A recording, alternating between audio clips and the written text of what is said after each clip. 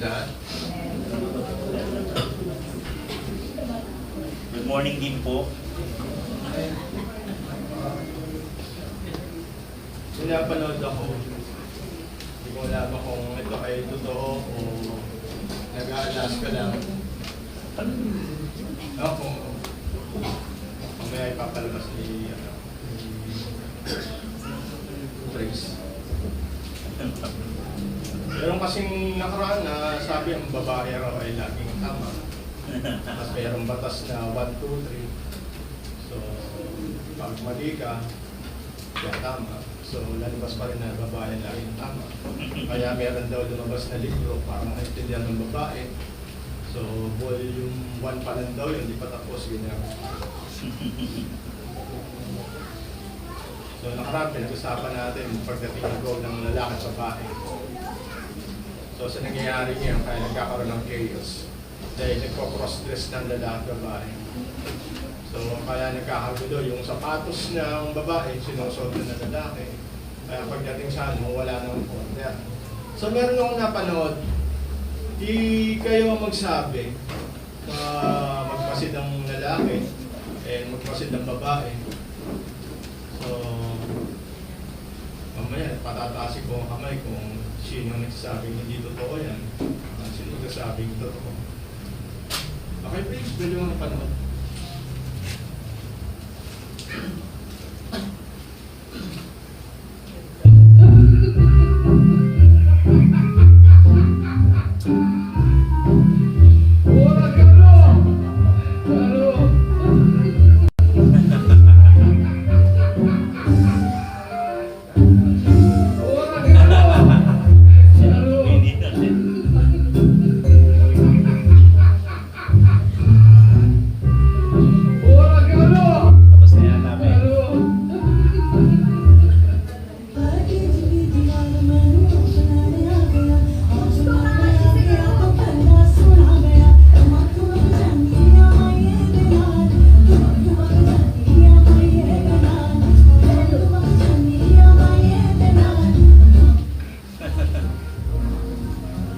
Actually, pare-paras siyang ano. So, pati rin ang pagkilala ko kung tama o mali. Kasi hindi naman siya asking ano yung actual na storya. Pero may tinuturo siya. Kasi nararanasan ko rin yan. So, sino sa inyo ngayon na magsasabi ng totoo? At magsasabi naman na hindi totoo yan? Hindi yun sa pinipili, yung trato sa lalaki. Yun ang inobrat doon. Hindi doon sa quality ng ano, kundi meron na kagad karga ang babae na ang lalaki laging mali. Siya lang ang tama. Ewan ko, dadating ang time kung hindi pa kayo mag-aasawa, nobya at nobya pa lang kayo, ang mapagsabi niyan, mismo nakapag-asawa na. Kaya, kaya may gulo talaga, may gulo. So, yung ating pag-aaralan ngayon, so yung kagayang teksto, same pa rin. Kaso ang nakaraan na atin ay pinag-aaralan male headship. Tapos, creation mandate. So, naitayo natin yung creation mandate na ito yung tinuturo ng scripture na pinabulaanan ng turo ng mga egalitarian na kaya ang posisyon nila ay postpone kasi hindi raw siya creation mandate. Resulta yan ng kasalanan na lang. Kaya na ibinaba yung batas. Pero makita natin yung batas ay hindi pa nagkakasala ang tao. Kaya makita mo yung role ng babae at lalaki, niliwanag ng scripture.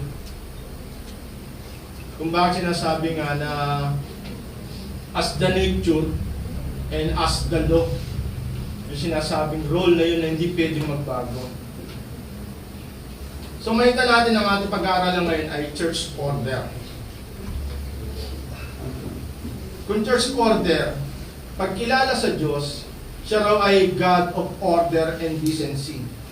Gaya na sinasabi sa scripture, sa 1 Corinthians chapter 14 verse 33, sinasabi na for God is not a God of confusion, but of peace, as in all the churches of the saints. So sinabi ng 1 Corinthians chapter 14 verse 33, na yung Diyos natin is a God of order. So ayaw niya ng magulo. Gusto niya mayroong kapayapaan. So ngayon, ibig sabihin, kaya tayo pumapasok sa creation mandate, tinuturo sa atin na ang creation mandate will surely create pattern with regards to His church as an spiritual family of all these elect. So yung creation mandate ay nagre-reflect o nagbibigay siya ng pattern pagdating sa church order. Kaya never sabihin na hindi, sa panahon natin ngayon, modern times, kilala nyo naman ng babae na siyang mamuno. Hindi po siya relative. Tinuturo po ng scripture from the very beginning sa Genesis, it is an absolute. Kasi tinuturo yan, sinasabi nga, as the nature teaches. So muli, dako muna po tayo sa panalangin. Sinamahan po ako, gaya ng ating nakagawian na bago tayo magsimula sa pag-aaral, tingin po natin ang presensya ng ating Panginoon. Dakilang Ama, kami po ay patuloy na nagpapasalamat sa inyo sa pribileyo na ibinigay sa amin. Panguli, makakasama ka sa araw na to na itinangin ito. Tunay nga na ang iyong presensya ay comfort sa bawat kaluluwa na bahagi sa amin at lalong-lalo na ng iyong salita. Patuloy niya nawa na ipanawa sa amin ang iyong kalooban, lalo na sa buhay na to na kung saan patuloy na nananaig ang prinsipyo ang mundo na to at nire-reject ang lahat ng itinuturo nyo mula pa ng paman sa inyong paglilikha. Kaya tulungan nyo kami na patuloy na tumayo sa katotohanan at sa lahat ng katuruan na meron kayo na ibinibigay nyo sa amin. Dahil patuloy nyo yung pinatunawa sa amin na lahat ay maglalaho, lahat ay mapupuksa, lahat ay hindi magtatagal. Ngunit ang inyong salita ang siyang mananatili lamang. Kaya lubos na paunawa niyo sa amin na sa inyong salita lamang kami magtiwala at sa inyong salita lang kami tanging mamumuhay hanggang sa muli yung pagbabalik. Kaya lubos kami nagpapasalamat sa araw na to at dalangin po namin na ang gabay ng Banal Espiritu ay sumaamin at ito po ay patuloy namin idinadalangin sa pamagitan ng ibugtong na anak na pinadala niyo sa amin. Ito po ang aming isang dalangin sa tayong pangalan ni Jesus. Amen.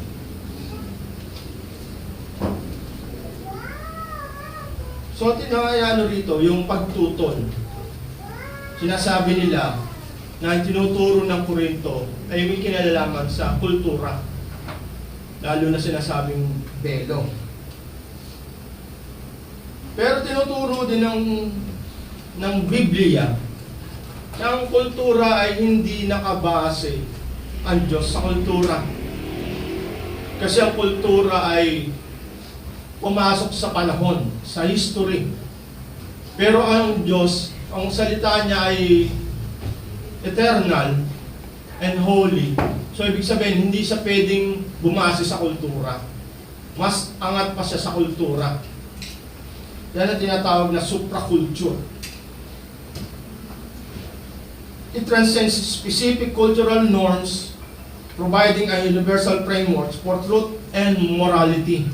So ibig sabihin, mas mataas siya sa kultura. Hindi siya yung sinasabi nga ng iba na ang turo ay malalaman lang ng Diyos ang isang pangyayari pag nangyari na. Para bang ang Diyos ay nasa ibabaw ng building na nanunod sa isa sa atin, na malalaman niya lang na yung dalawang gagaling sa kabilang kanto at sa kabilang kanto ay magbabangga pag nangyari na. Kaya yung isa nagtuturo na namatay na, alam daw ng Diyos ang nasa isip ng tao pag nasa isip niya na. Pero kung wala pa sa isip niya, hindi pa raw alam ng Diyos yun. So, isa yung namayapang si Elio Soriano. Ganun ang turo niya sa mga pinamumunuan niya. Parang sinasabi niya, wala pa nga sa isip ng tao, paano na malalaman yun? Pag nasa isip niya na, malalaman na ng Diyos. So, sumasablay ang pagkakilala nila sa Diyos. Ang Diyos natin ay soberano. Sa Kanya nagmula lahat. At ang lahat na meron tayo, hindi katulad nung meron siya. Siya lang ang meron nun. Siya ay Diyos na sovereign and absolute. Sabi ni Rob Bell, Jesus is supraculture. He is present within all cultures and yet outside of all cultures. So sabi ni Rob Bell, lahat ng kultura nandun ang Diyos. Lahat nasasakop niya. Lahat nandun siya. Pero sinasabi niya, nasa labas din ang Diyos sa lahat ng kultura. Hindi siya kasama ng kultura. Nasa ibabaw siya ng kultura. Kaya hindi siya pwedeng sakupin ng kultura. Kaya ngayon, ang pag-aaralan natin, yung pattern ng male headship ay nagpatuloy hanggang New Testament. Kaya ang ating pag-aaralan ay church order. Sabi ng 1 Corinthians 11:14, does not nature itself teach you that if a man wears long hair, it is a disgrace to him. Disgrace for him.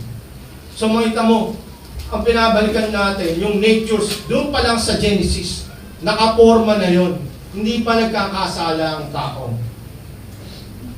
At sabi sa 1 Corinthians chapter 14, verse 34, sinasabi niya, the woman should keep silent in the churches, for they are not permitted to speak, but should be in submission, as the law also says. So 1 Corinthians chapter 14, verse 34. Kanina, nature, ngayon naman, law. As the law also says. So yung sinasabi nga, yung creation mandate, magpapatuloy siya sa church order. Marami na po ang iglesia na kumikilala sa pamumuno ng babae. Nandun yung, wala yung sa cellphone ko. Inano ko sa Google. Meron si Paula White, meron namang si Darlene Sheck, kinilala rin as pastora. Yung asawa ni Joel Austin, pastora din siya. At meron pang isa, yung asawa ng Hillsong na pastor. Pastora rin siya. Sila yung mga hindi tumatayo sa church order na nagsasabi, as the nature says, and as the law also says. Ngayon, pasok tayo sa ating punto. Church order. Ang church order po ay nasasab ng submission. Yan po ay nagtuturo patungkol sa babae. At pagdating naman sa authority, sa lalaki.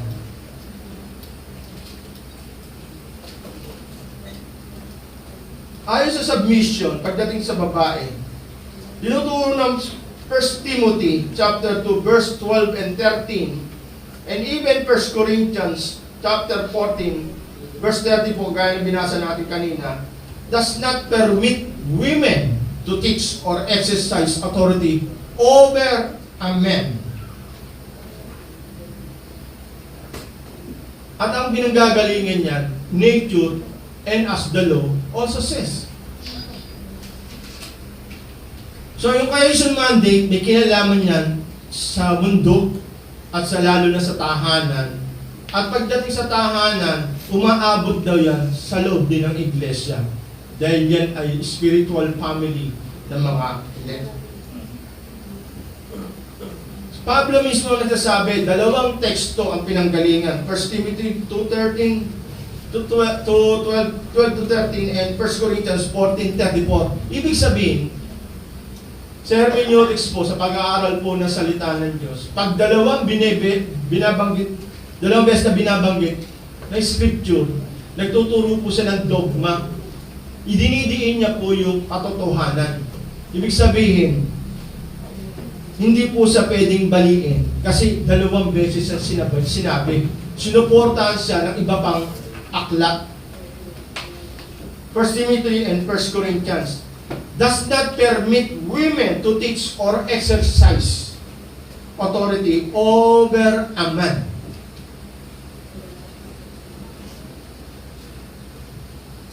Pag sabi rin sa 1 Corinthians chapter 14 and verse 35, pagdating daw sa babae, pag gusto niyang matuto, let them ask their husband to learn at home. Because it is shameful for a woman to speak in the church. Ngayon, yung pag-uunawain natin, yung tinuturo ni Pablo dyan, hindi raw pwedeng mag-exercise ang babae ng pagtuturo sa loob ng church.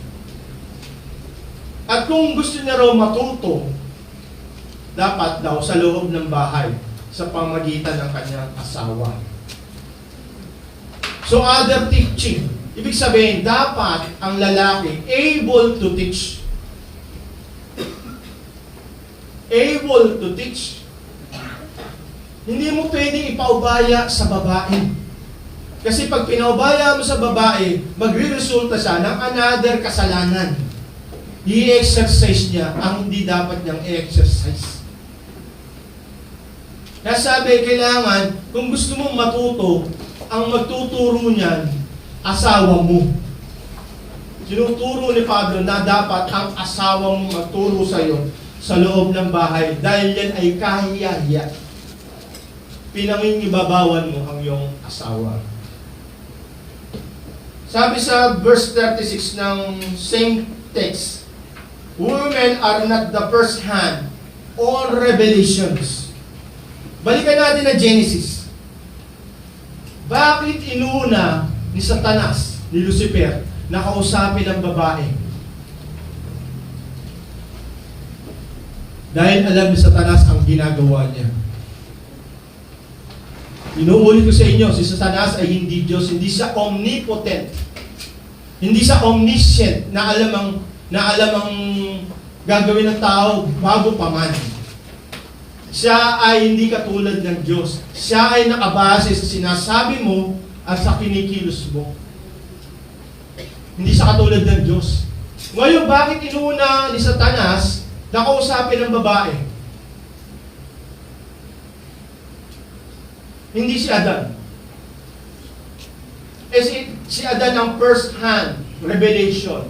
When it comes to command, huwag niyong kakainin ang bunga ng kaalaman, ng tama at mali. Wala pa si Eva at Adan yun. Pero dahil si Eva ay gumaganap ng kanyang katungkulan, binanggit niya rin yan kay Eva. Babalikan ulit natin, bakit si Eva, nung nagsabi kay Satanas, meron ng dagdag, nihipuin. Binabanggit ko sa inyo, natunugan na ni Satanas na nagre-rebelde si Eva. Yan sabi sa Peter, sa epistle niya, ang babae raw ay weaker vessel. Kasi sinasabi nga ng verse 36, women are not the first hand on revelations. So tinuturo ng batas ng kalikasan, ang lalaki ang binibigyan ng mensahe ng Diyos, hindi ang babae. Kaya pagdating sa bahay, dapat ang lalaki ang able.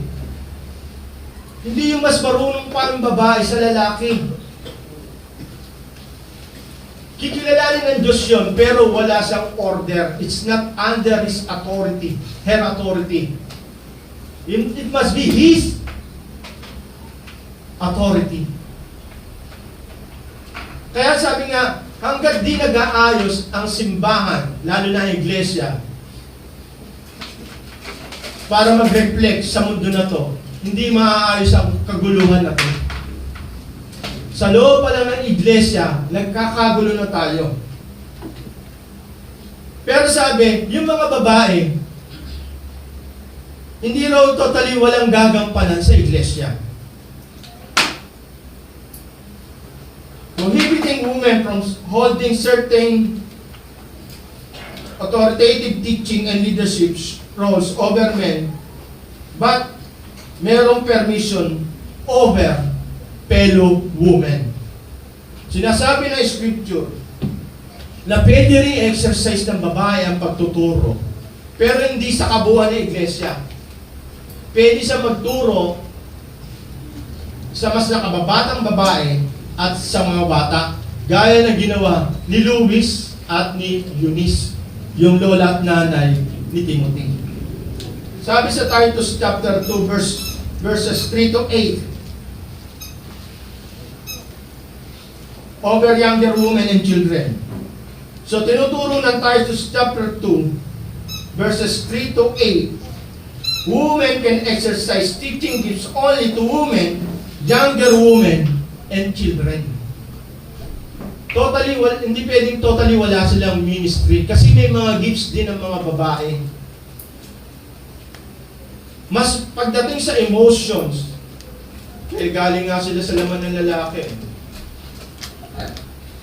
Kaya sila nag-aasikaso ng bata, sa kanila nang galing yun. Mas naiintindihan nila when it comes to emotions. Ang utos sa lalaki, isinumpa yung lupa, kaya siya ang magtitilt ng ground. Siya magtatrabaho. Lahat ng technicals sa kanya.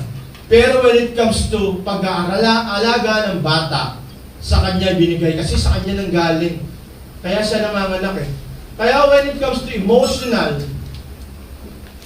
aspect ng buhay ng isang tao, mas malakas ang babae. Kaya nga when it comes to paghayok, ang mag-asawa dapat sabay. Mapadikon man yan, o mapa-elder, o mag-church leaders yan, dapat dalawa. Kasi kabuuan sila ng isang ministry. Lalo na sa isang bahay na kung saan ang lalaki ay nasa abroad, nagsisiman. Hindi pwedeng ang lalaki ang pupunta sa babae. For delikadesa, kailangan kasama yung asawa niya. At siya sabi nga, when it comes to counseling, malakas ang babae dyan.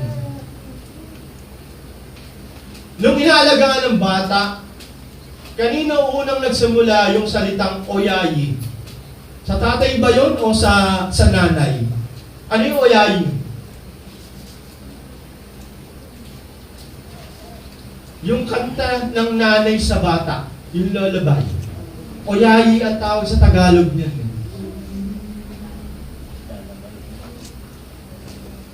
Yun yung awit na yun, hindi nanggaling sa lalaki yun, nanggaling yun sa nanay.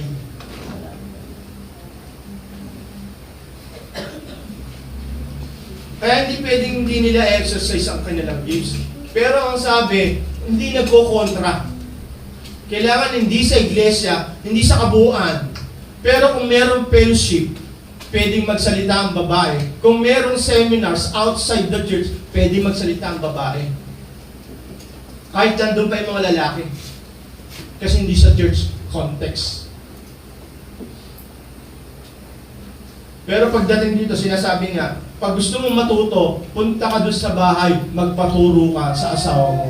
So hindi binabasag yung batas ng kalikasan at yung batas ng Diyos.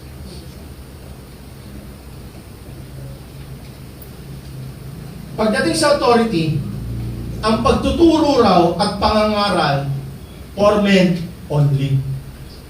Ang tagal namin umaten sa sa Cubao, dito sa Jabez.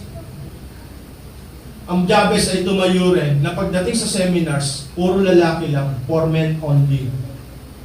Kasi kilala dyan yung Cubao na for men only lang ang kanilang seminar. Dahil yun lang ang kanyang layunin na equip ang men, lalo na yung mga leaders ng church, especially yung pastor. So kung gusto makinig, doon ka sa baba, sa speaker. Pero bawal ang babae sa taas, kasi for men only. So ganyan din sa Jabez. So yung mga kasama ko sa Dasma ng mga pastora, nagagalit sila, bakit pang lalaki lang yan? Ang problema kasi, yung iglesia ang pinagagalingan nila, egalitarian.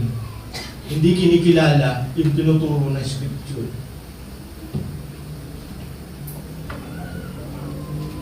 So, ibig sabihin, ang authority, sa lalaki lang, ang pangangaral at ang pagtuturo.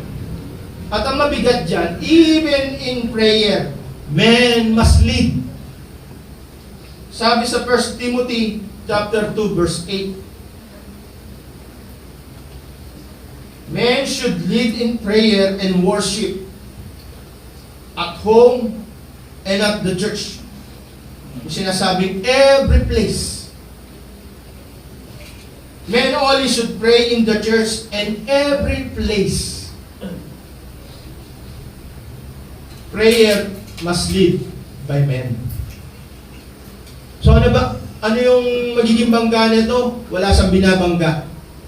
Kasi kung ang babae ay sila-sila lang nagpe-fellowship, pwedeng mag-lead ang babae. At kung nagtuturo sa Sunday school, pwedeng mag-lead ang babae.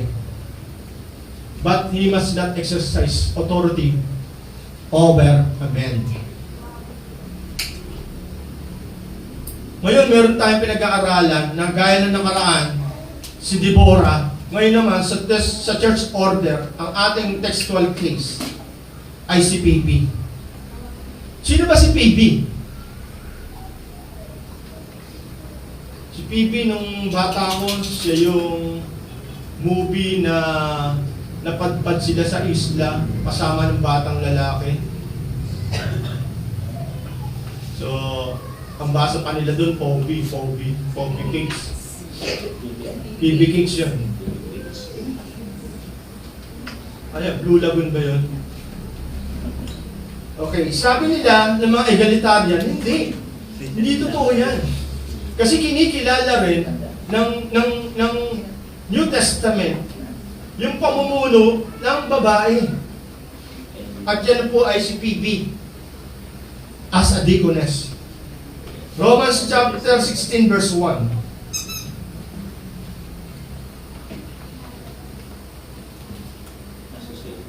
Yan natin. Hermeneutics ulit tayo, pag-aaral ng Scripture, ano ang tinuturo.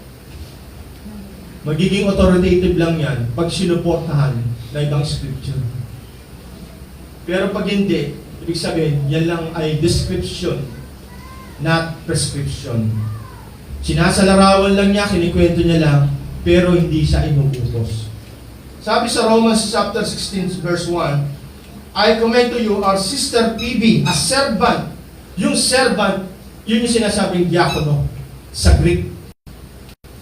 A servant of the church at Caesarea, that you may welcome her in the Lord in a way worthy of the saints, and help her in whatever she may need from you, for she has been a patron of many and of myself as well. Ano mababasa niyo dyan? Last chapter ng Romans, ganyan po yung style ng pagsusulat ni Pablo.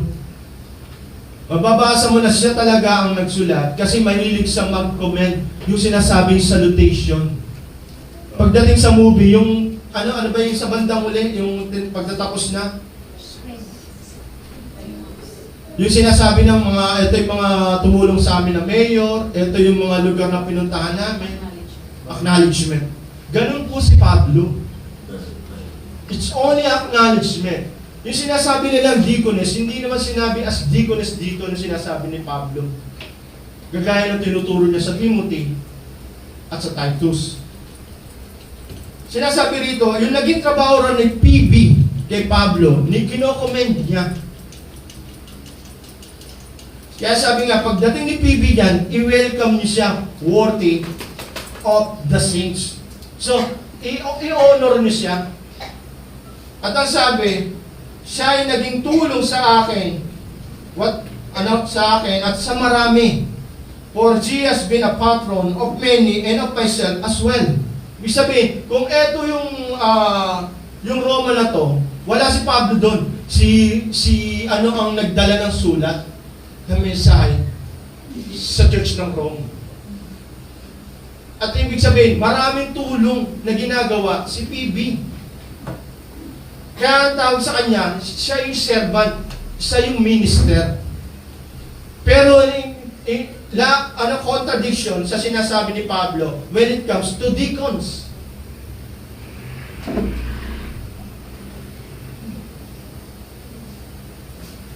It's only a commendation and not recognition as an authority.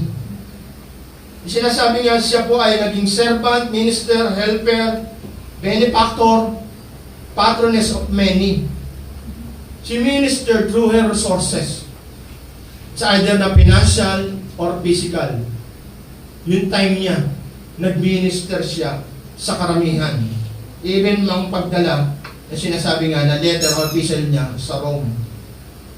Bakit sinasabing iba ang tinuturo ni Pablo rito? It's only a commendation and not as a recognition as a deacon. Dahil ang deacon, kapares siya ng elder. Sa 1 Timothy chapter 3 verse 1 to 7, yan po ay qualification when it comes to elder. At pagkatapos ng 1 Timothy chapter 3, 7, papasok yung verses 8 to 13. Siya naman yung qualification ng deacon. Pag sinabing qualification, it means meron po silang authority. Kaya nga po nagbago ang stand ng 1689 when it comes to office of the church. Hindi niya tinanggap yung Westminster when it comes to office and authority ng church. Kasi ang hawak ng 1689, elder and deacon lang. Kaya biruan namin dati kay Pastor Dong, bishop kasi meron silang hierarchy. Kung nagtuloy si Pastor Dong, baka cardinal na siya. So ibig sabihin, ang deacon na tinutukoy, may office, may authority over the church. Si PB hindi. Yung function lang ang meron siya. Ang nakakalungkot dyan, meron pa ako nakasamang reform church na nag-recognize ng deaconess. Nasabi namin, may karga ng egalitarian. Hindi naman natin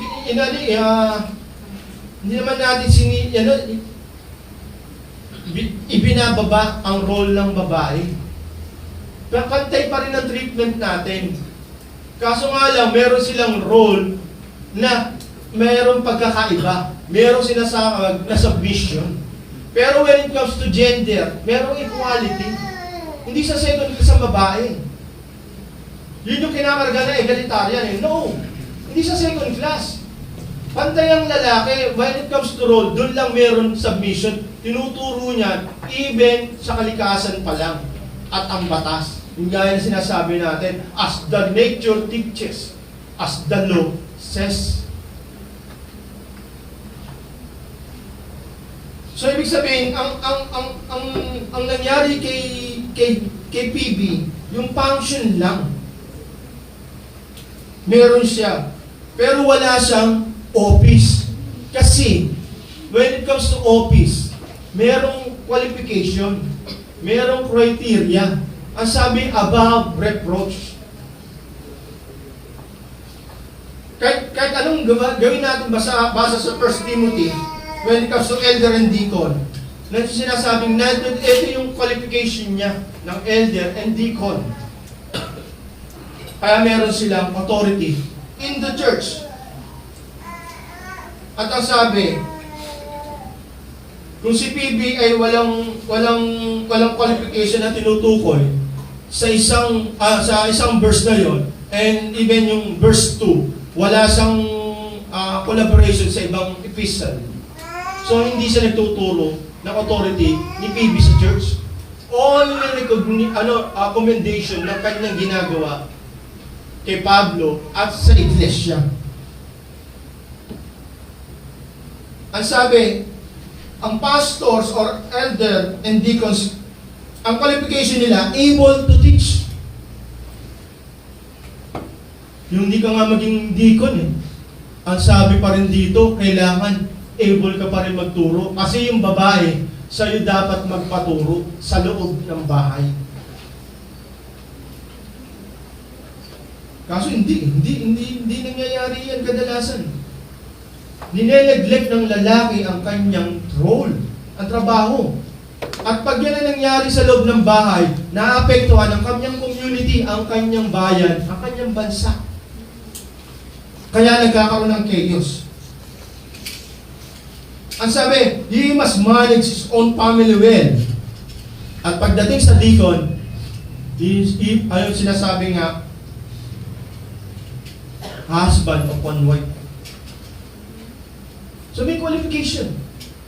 Yun yung may authority, yun yung may office na deacon. They have authority, they have office in the church. So ano yung deaconess ngayon?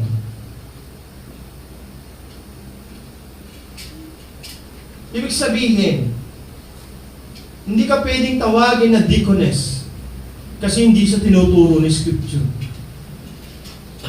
Ang sabi sa qualification ng deacon, binabanggit yung asawa.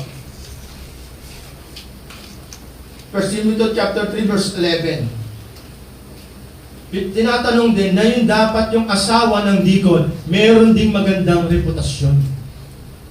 Natatandaan ko dyan, hindi siya manginginom. Verse 11 ng 1 Timothy chapter 3, ano pa yung mga binanggit dyan?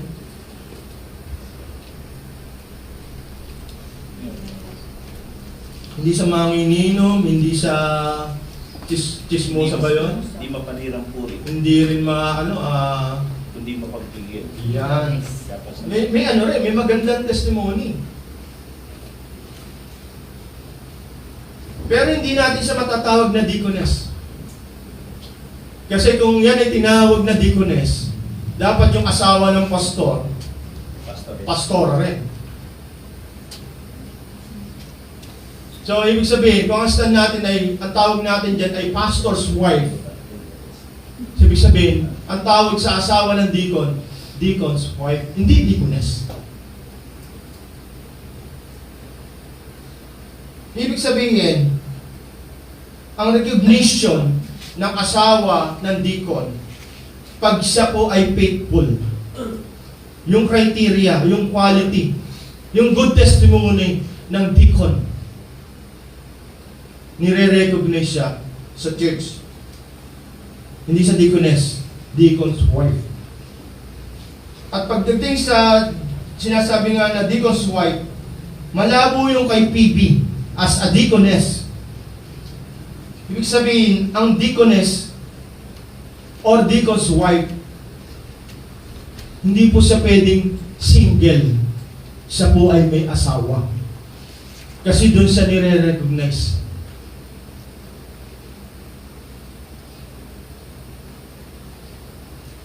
Nakakuha nyo? Hindi ka pwedeng maging diakono nang wala kang asawa o dalaga ka. Diakono ang tawag sa iyo. Yun sinasabing diakonisa. Kasi hindi ganun ang scripture. Nire-recognize na scripture yung asawa ng diakono. Parehas sila, mayroong good testimony. Never na maging diakonisa ka na wala ka pang asawa. O yung asawa mo, hindi diakono. Kasi yung kasama ko, na kumikilala ng diakonisa, yung asawa niya, hindi diakono. Nakuha nyo? Hindi siya pwede maging diakonisa. Kasi hindi diakono ang asawa niya. Mas lalo na yung wala pang asawa. So, ang linaw ng scripture. They are recognized through their good testimony and through their husband. Yun yung deacon's wife. So, nasan ngayon sinasabi nga na si PB ay deaconess. So, yun po yung ating pangalawang pag-aaral when it comes to male headship. At napakalaki po ng hamon when it comes to men in the church, even sa family nila, even at home. The church is looking for better methods, sabi ni E.M. Bounds. But God is looking for better men. Ano ibig sabihin ni E.M. Bounds? Marami ang church naghahanap ng mga gandang strategy, techniques, methods, plans. Even sinasabi nga na strategies. No, ang sabi ni E.M. Bounds, ang Diyos, ang hinahanap ng Diyos. Hindi yung mga yun. Ang hinahanap niya, better man, not better methods. Yan ang pinag-aano eh. Kaya makita mo ang mga Reformed churches, panay ang investment nila sa mga kalalakihan. Kasi sila yung magiging reflection ng church, even sa loob ng bahay. Kaya makita mo, bakit maraming churches ang nagpapatayo ng babae? Nineglect na ng lalaki. Kasi able na lang daw mga babae. Hindi ginampalan ng lalaki. Church needs not better techniques, method, machinery, more fundings, or better organization. But men whom the Holy Spirit can use. Men of prayer, men in mighty prayer. The Holy Spirit does not flow through methods, through machinery, and even another's plan, but men of God. Lalaki po ang gagamitin niya. Kaya makita mo, bakit nagkakagulo-gulo? Iniwanan niya na yung sapatos niya eh. Subukan yung labas ng bahay. Pag sinuot ng isa, hindi niya dapat isuot. Sino magsusuot ng hindi niya sinuot? Yan, sinelas sa sapatos. Kagulo na. Kaya yung sinasabi ni M. Bounds, hindi niya hinahanap ang napakahusay na techniques, machinery, or even yung methods. Or ibig sabihin, even yung more fundings. Kailangan natin ng financial support para mapalago natin ang iglesia. Mas makapagbigay tayo ng luwalhati sa Diyos. No! Ang sinasabi niya, kailangan gusto niya makita yung lalaki na tatayo sa kanyang role. Yung kanyang authority. Yun ang hinahanap ng Diyos. Male headship means spiritual provider. Paano ka magiging spiritual provider hindi mo nga tinatrabaho ang role mo? Hindi ka nagde-devotion. Hindi ka nag-aaral. Pero when it comes to secular, ang dami mong alam. Pero pagdating sa iglesia, yung trabaho mismo na ibinigay ng Diyos para sa lalaki, hindi mo ginagampanan. Pero alam mo kung paano magtayo ng negosyo, maghanap buhay, makipag-usap sa barangay, sa gobyerno, sa politiko. Alam mo, iba sa negosyante, mahusay ka may pag-usap. Pinag-aralan mo eh. Pero pagdating sa loob ng bahay, nagampanan mo ba ang trabaho mo bilang man of God? Yung role niya. He must be also a spiritual priest. Male headship means spiritual provider, not only material provision. Kaya kadalasan ganyan nangyayari. Kaya ang dami rebelde ng bata ngayon. Mararanasan niya ni Lester. Napanood ko yung Courageous, yung movie, kung bakit mayroong mga tatay na napapariwala ang anak kasi provider lang siya. Material and financial provider lang. Nineglect niya yung trabaho niya bilang tatay sa loob ng bahay. Ginampalan ng nanay, yun. Naging adik, nakapatay, nakulong, namimerwisyo ng tao, ng bubuli, permission ng gobyerno, permission ng community, permission ng society. Tapos yung naman, yung sinasabi na dahil sa background niya, kanyang tatay, Hindi niya na ngayon alam kung paano niya gagampanan ang pagiging tatay sa kanyang pamilya. Iba-iba silang kwento. Yung isa naman, nalulung naman sa trabaho. Isa naman, nagkaroon ng bisyo. Kaya sabi, yung mga nangyayari, yung pumapasok sa loob ng presinto, sa loob ng bilibid, sila po ay produkto ng chaos sa loob ng pamilya. Dahil hindi nila ginagampanan ng kanilang role. Even yung church today, nagiging ambag din siya para magkagulo-gulo ang society at magkaroon ng ganyan mga produkto. Birihin mo, inalis ng Estado yung sinasabing religion sa eskwelahan. Nung bata ako, mayroon pang religion sa eskwelahan. Siya na lang yung magsusupplement sa kakulungan ng tahanan pagdating sa pagtuturo ng salita ng Diyos. Yung eskwelahan. Inalis. Tapos ngayon, yung inalis mo sa loob ng eskwelahan, dadalhin mo ngayon sa loob ng presinto, sa bilibid. Imbis na maagapan mo sa eskwelahan at sa loob ng tawanan, ngayon isa-serve mo yung Bible. Ituturo mo ngayon doon sa mga nakakulong sa presinto. Hindi ba dapat sa simula pa lang ginagampanan na ito na yung ginagawa? Itinuturo na sa bata ang Biblia. Tutusin sa bahay pa lang. Well supported na ang bata when it comes to turo ng Diyos. Kasi it covers all aspect of life. Yung turo ng Diyos. Kaso hindi. Tapos ngayon, dadali mo sa loob ng presinto, tuturuan mo ng Bible. Hindi ba pwedeng sa loob pa lang ng tahanan? Sa loob ng eskwelahan? Supply. Hindi lang siya spiritual provider ng lalaki. He must also a spiritual priest and prophet in the family or household. Kaya sinasabi nga, yung sinasabing male headship dito, ang tawag yan, servant leadership. Yung sinasabing lagi tinuturo sa lalaki, pag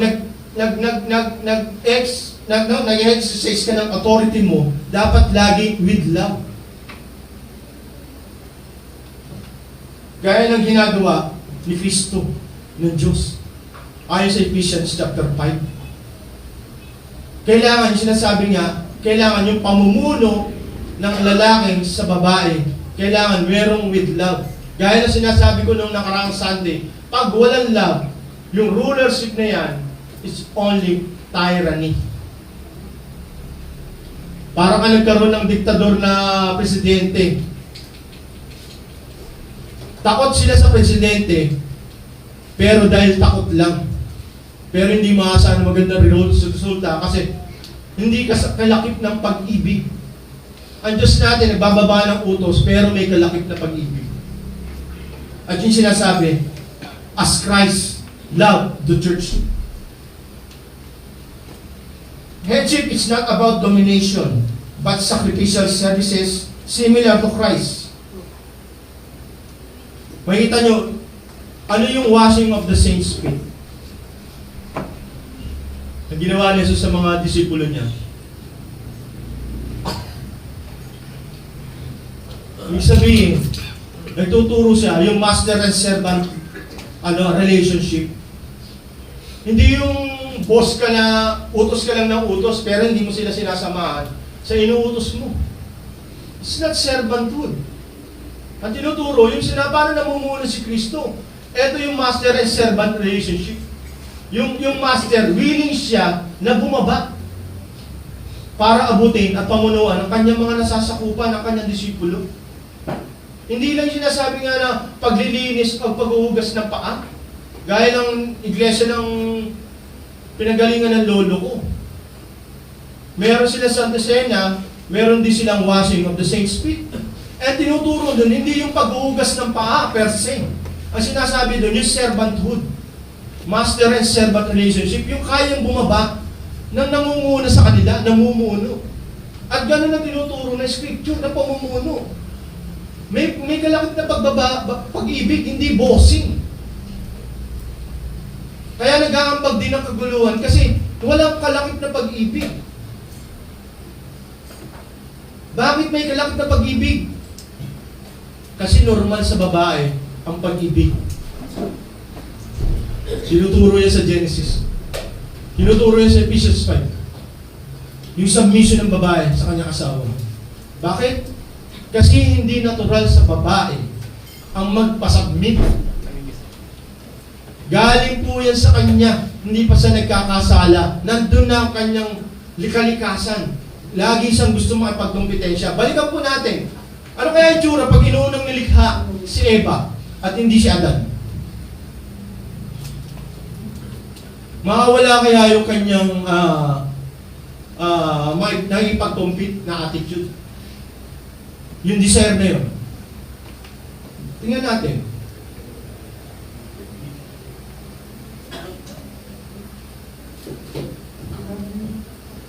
Kaya bakit tinuturo rin sa babae, sa lalaki yung pag-ibig? He must lead his wife with love.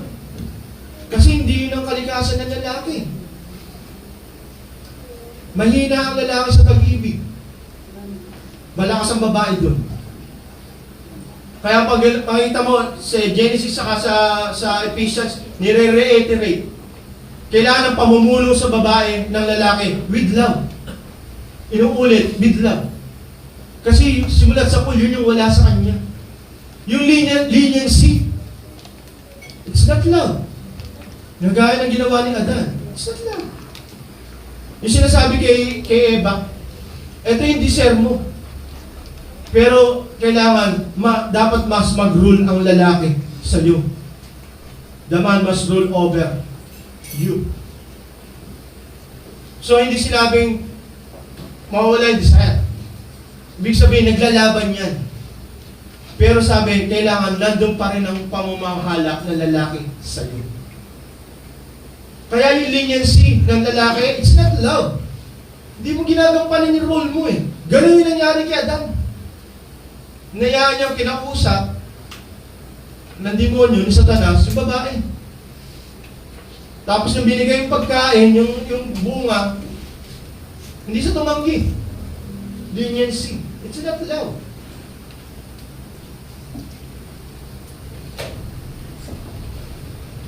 So as a conclusion,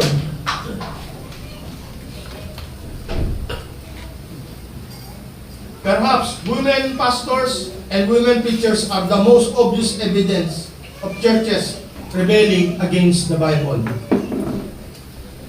I can think of anything that as far-reaching and transcends all denomination as the women's rebellion against the Word of God. Women who pastors, women who preach in the church are a disgrace.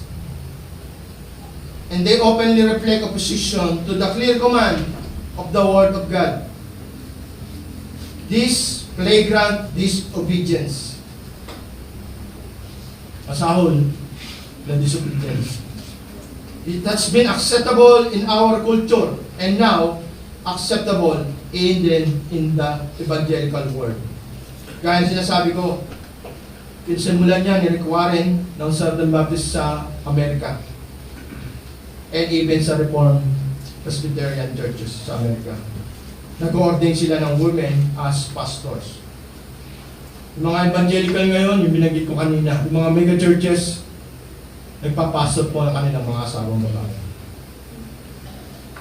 Sabi ni John MacArthur, meron nagtanong sa akin, sabi, should I continue to a church that has a woman as pastor? Sabi ni John MacArthur, well, the church has no pastor. Ano ibig sabihin nun? Tinatanong siya kung kailangan pa niya magpatuloy sa isang church na ang pastor nila, babae. So tinatanong niyo, magpapatuloy ba ako? Ano ang sagot ni John MacArthur? Hindi niya sinabi, huwag kang magpatuloy. Sabi niya, walang pastor ang iglesia na yun.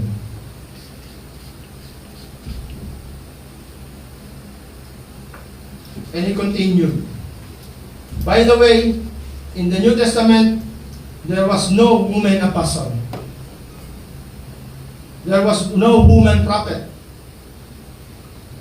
There was no woman pastor, elder. No New Testament book is written by a woman. No sermon is ever recorded from a woman. And every time God appoints people, whether it's the apostle or Acts 13, 7 deacons, it's all men. This is the divine order. Sabi ni John MacArthur. Kaya muli, iniimbitahan po ang mga lalaki. Gampanan niyo po yung trabaho niyo. It is a divine order.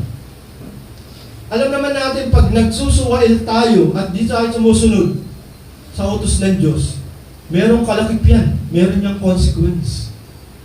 At kitang-kita po sa buong mundo kung ano yung naging resulta ng chaos. Hindi na nila ma-recognize kung sino ang babae o sino ang lalaki. Hindi na kasi well-defined, lalo na sa roles. So yung movie na pinanonood ko, yan po yung Courageous. Kaya po na ano yung aking YouTube account dahil nilagyan ko ng mga movie, ng mga Christian movie sablay pala yun pagdating sa copyright. Ewan ko kung available pa yung movie ng Courageous. Sa movie ng Courageous, binanggit niya ulit yung trabaho ng lalaki. Yung addict, yung nalulong sa droga, yung sub-sub sa trabaho, at even yung pulis na hindi niya mapatawad ang tatay niya dahil sa nangyari sa kanilang pamilya. Kaya hindi niya rin nagampanan ang tamang pamumuno bilang tatay sa kanilang pamilya kasi nandun pa rin siya sa imahe ng nakaraan patungkol sa kanyang tatay. So nakita yung resulta sa community, sa bayan nila. Kaya muli, binabalikan niya yung mga tatay bilang hamon. Gampanan niyo ang trabaho niyo. Bilang mga lalaki, lalo na't papasok pa lang sa loob ng pag-aasawa, alamin mo kung ano yung iniwan sa iyong trabaho. Kaya maraming mga magulang ngayon, papasok ang mga anak, ipapabaya ang marriage counseling, 4 weeks to the maximum na. Eh hindi mo naman mahahanda ang bata ng 4 weeks lang. Ang mabigat, sino pa yung nagturo ng marriage counseling? Yung pastor ba na tumatayo sa Biblia, sa katotohanan na magtuturo? O yung mga nagtuturo na nakabase sa kanilang karanasan? Yan muli, nandyan yung sinasabi nga na yung bawal ng mga lalaki.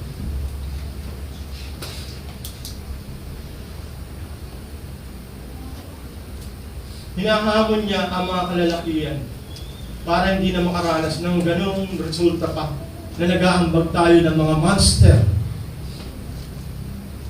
sa iyong bayan, sa iyong community, sa iyong bansa. We create monsters. Dadalhin ba natin ang Bible sa presinto, sa bilibid, or dadalhin na natin sa loob ng tahanan?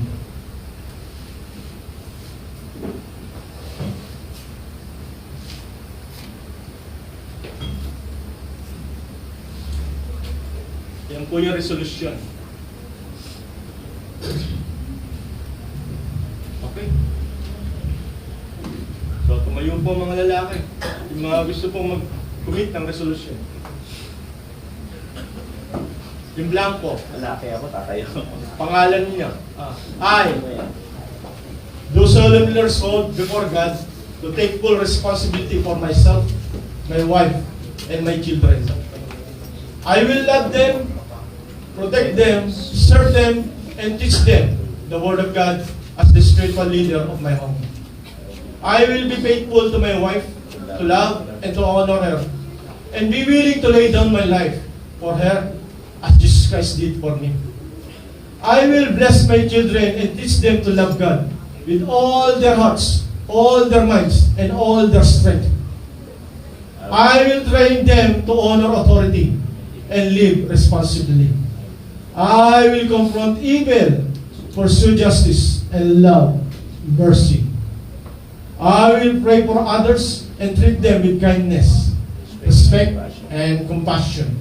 I will work diligently to provide for the needs of my family. I will forgive those who wrong me and reconcile with those that I have wronged.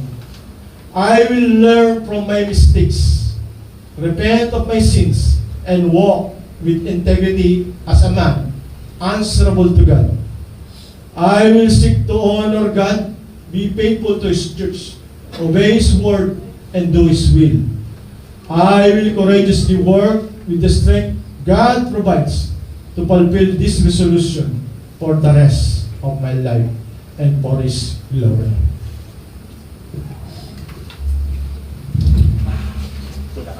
Okay. So gusto ko meron kayong copy niyan para may babalikan kayo.